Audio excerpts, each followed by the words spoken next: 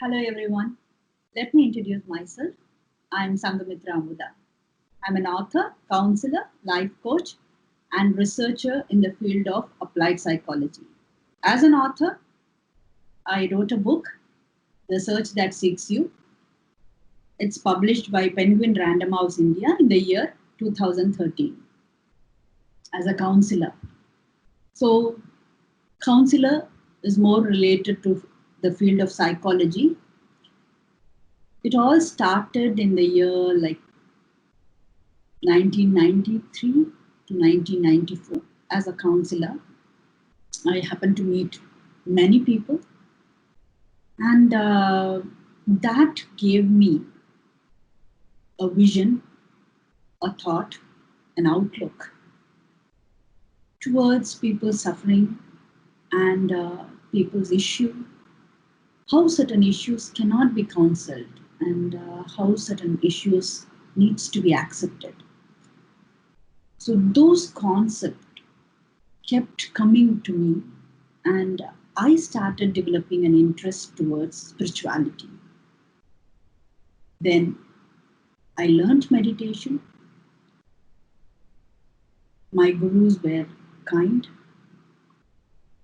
They helped me learn by understanding their philosophies, and also as a researcher in the field of applied psychology. I started seeing things as an overlapping concept. It's just not about one particular thing. It's just not about, treating people. I remember a word from Sigmund Freud. He says that we all, try to help a patient to, to we do therapies to come to a state which is called as common unhappiness. So we try to help the patient just to come to a common unhappiness. That clearly indicates that we are all in the state of unhappiness.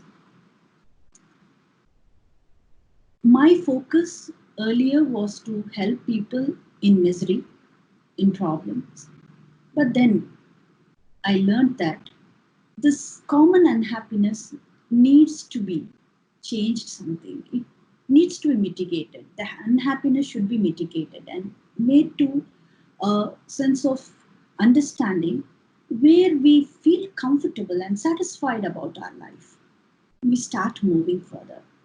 That is when the acceptance comes as a foremost concept to me.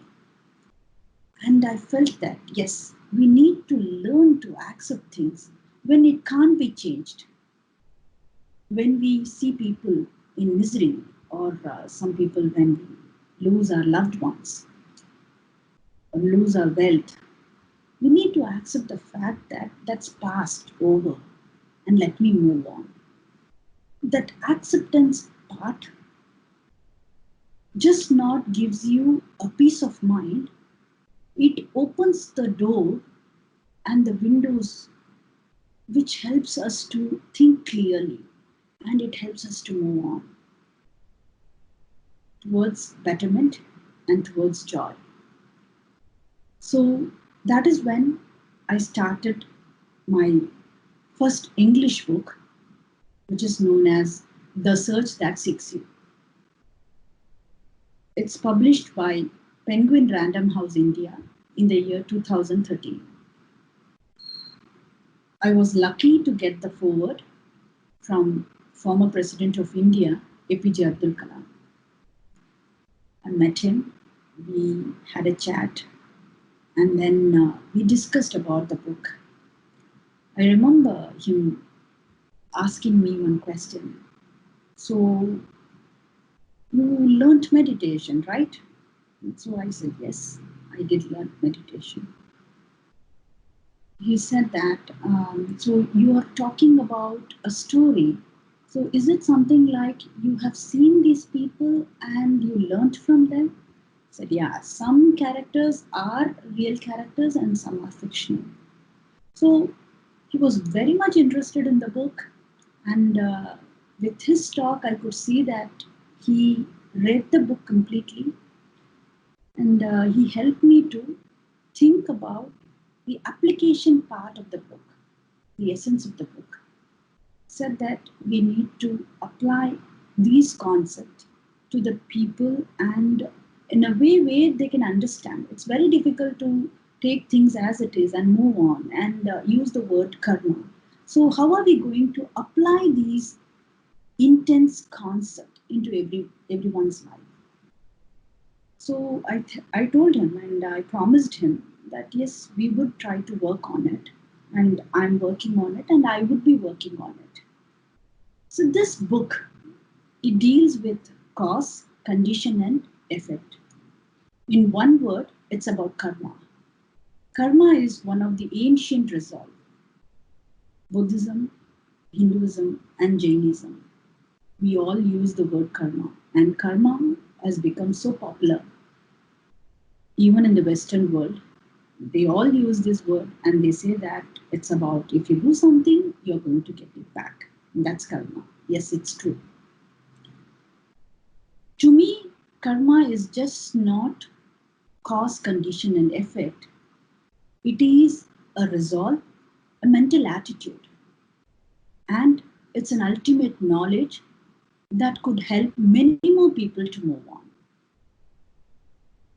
The idea of moving on is almost innate, it's there in everybody. And how do we move on? We move on based on our personal beliefs and experiences. Some of us, we follow religious faith, motivation, passion, responsibility.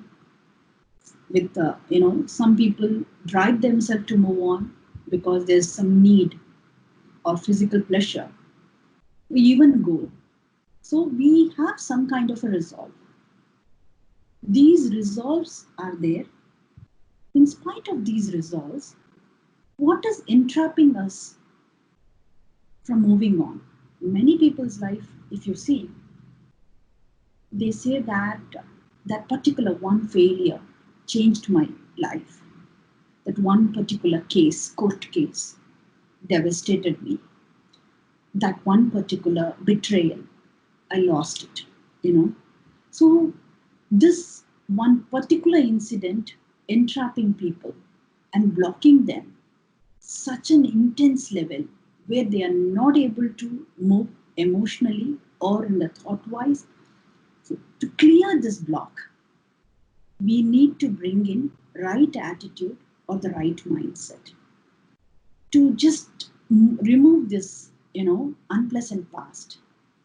Or sometimes you think about the present moment. My God, I don't have a job. What am I going to do? I don't have money. What am I going to do? And what will happen if something goes wrong with my family members or someone else? So these kind of anxiety about future and about past and present, we try to block. To unblock and to move on, we need two things. One is right attitude or right mindset, and also application, which involves this right attitude. What am I supposed to think about? What am I supposed to resolve? And how am I going to bring in this right attitude? If we know these two parts, what is needed and how am I going to apply, I think we can remove this block and move on. The right concept would remove the block and push us to carry on, or rather move on in our life. The concept or belief or the attitude, it's something like a walking stick.